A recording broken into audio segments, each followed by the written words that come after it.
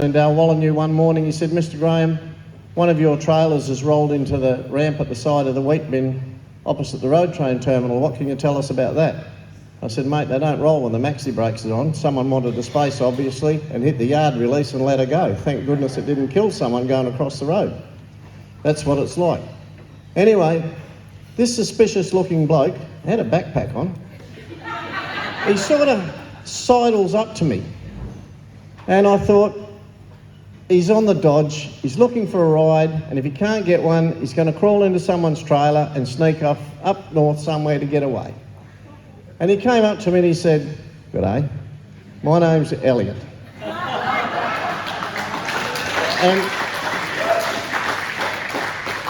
And I said, "So what?" He said, "I heard this place goes off on a Thursday and Friday night." I said, "It's not a fucking nightclub, mate." And I'm slopping the grease. And he said, "No, I mean, you blokes start fighting and having punch-ups and that." I said, No, we're truck drivers, mate. It's the 1%ers, you know, we're 2%ers. And now, thanks to you guys, we're right up there. People like us. But, so we had a bit of a talk, and he said what they were proposing. They wanted to film some truckers at their work. And I sort of said, "Not interested, mate." And we left it at that. And fortunately for me, he made contact with another fella who's been on the show, Matt Riches, who, when Matt was a little kid and his dad was putting the power lines in at Mount Barnett, he used to see me sludging up that Gibb River Road in my old truck, backtracker, the old W model, and he wanted to be a truck driver when he grew up. And he said to Elliot, "You need to talk to that bloke, he is an outback trucker." And they got in touch with me again. Here we are today, and I thank you. But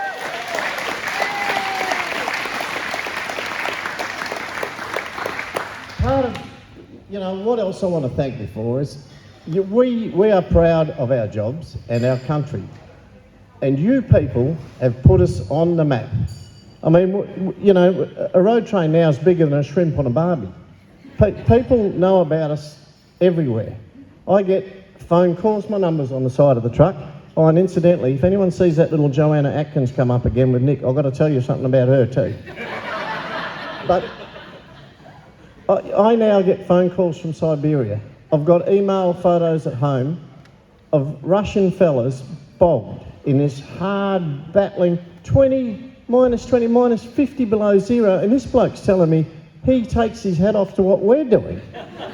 And I'm thinking, these blokes are the toughest little characters I've ever seen in my life, and he thinks we're doing a good job. You know, and we're recognised all over Europe. I get phone calls from Germany. The lorry drivers in England, they love us, and they love my dog more. But they absolutely love us, you know, and you guys have put us and Australia, our wonderful, iconic outback, you've put it out there for the world to see and put us part of it. And, you know, thanks again for that.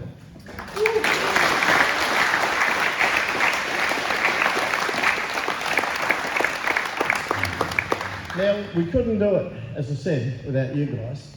And people like Yogi and Sludge will agree with me. We're not actors, we're truckers. But we learn a little bit as we go along.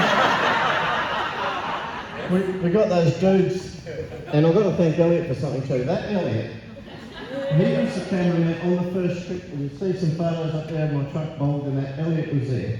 I mean, they started with a sound bloke, a second cameraman, and a driver. There was a crew of 3 outside of 4. At the end, at the very end, the last week or so, Elliot was sleeping in swag in amongst the ticks of the mud. That poor bloke did it so hard. That's us. That's us. Elliot was sleeping over there. Good day, Steve. Elliot was sleeping over there somewhere. And in the end, you know, on the second last night, I had to get that load into Columbaroo. On the second last night, we were going across the Carson River, and it's all hard. When I walk up to the back of a Cat 12H grader, I come up to here on the radiator. The radiator, I'm level. The bottom of the radiator is level with my forehead. When those 2 graders on the front of me went into the river, and I saw the water coming through the radiator halfway up, I thought, geez, I could lose the truck here. But hanging off the back of my truck on a chain, because I'd said to Elliot, just get in that Tojo, mate, get in that bloody Toyota, we'll throw a chain on you and drag you across. It's got to go now. Out, we drag it all through, we come out the other side finally, I look back, and there's poor Elliot. The Tojo had floated off down the creek and the chain had pulled it up, and he's sitting there and his hand's shaking from holding this 12-kilo camera out of the water because the water's over the dashboard. And this poor bugger is sitting there, one hand on the steering wheel, one hand shaking on the camera. And ever since, you people have been like that for us all the way. You know, we're scared. You jump out, or you're lining up for a shot, and at first we flinch. We pull our bull bar away from it. Don't do that. Just keep your line. And sometimes we hate it because you're that close. And you'll get the second cameraman. The driver stops, and he's rocking on his feet. You know, he's trying to get his balance, but he's get the shot. And notice how good I am with the shot. Before I got found by Elliot, I used to think a shot, something fell dead. Now I talk about shooting and shots, oh, that's the dollar shot. And I know other things too, like when the cameraman says, we'll put the rose-coloured filter on for that one, Steve, that's a good idea. Yeah, we've learned a bit. Should have worn the glasses.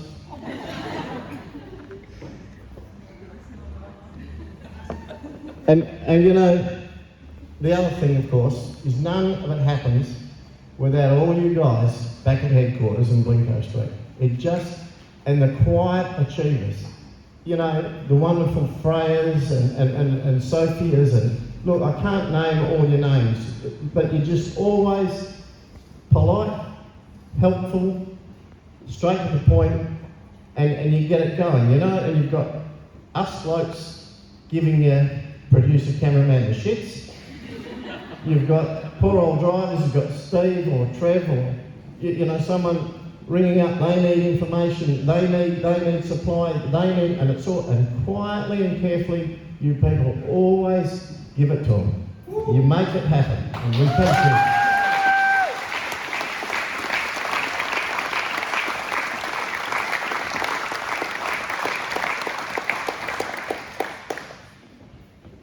And of course, us blokes, we can't do it without our Wendy's, Amanda's and Kathy's.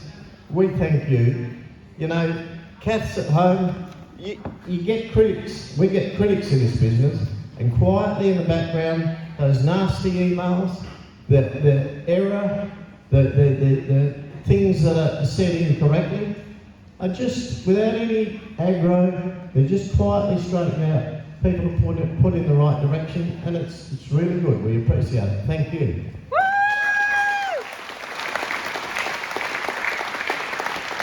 Has that Joanna been on the TV yet? I've got to tell you something about Joanna. Joanna Atkins, Joanna and Nick, they feature on the show regularly. When Jo was little, her and her sister, Joanna grew up on Drysdale Station, which is just up on the Columbia Road a bit from the Wyndham turn-off. And when I used to always know it was school holidays, because when I'd get into Drysdale, the gate on the road would be shut. And then the gate at the end of the horse paddock would be shut. They haven't had horses on Drysdale since 1970. But school holidays, and there'd be the sign, gate opening, 20 cents. And there'd be the 2 little girls, and they'd be standing there, and they'd swing the gate for you, and it'd be freaking 20 cents. You'd have a tobacco tin full of change, because you know it's school holidays. Yes, that little rat, I reckon I financed Nick's truck for him back when she was about 6. And of course, when you turn around to go back out again, the gate was shut, 20 cents. So it cost you 40 cents, well, 2 gates. It cost you about 80 cents to get in and out of the joint. But, you know, that's all part of trucking. So, all I can say now is, what of the future? I don't know. It's in your guys' hands. We are proud and pleased to have worked with you people. We can't thank you enough for what you've done for us. You have cleaned us up. Lots of people who wouldn't have come up and said good day to a truckie now offer us a cup of tea. There was some stupid shows around that had craters and things and wolf creeks in them and that sort of stuff. And we actually had a saying going in the Kimberley, I've been wolf creeked.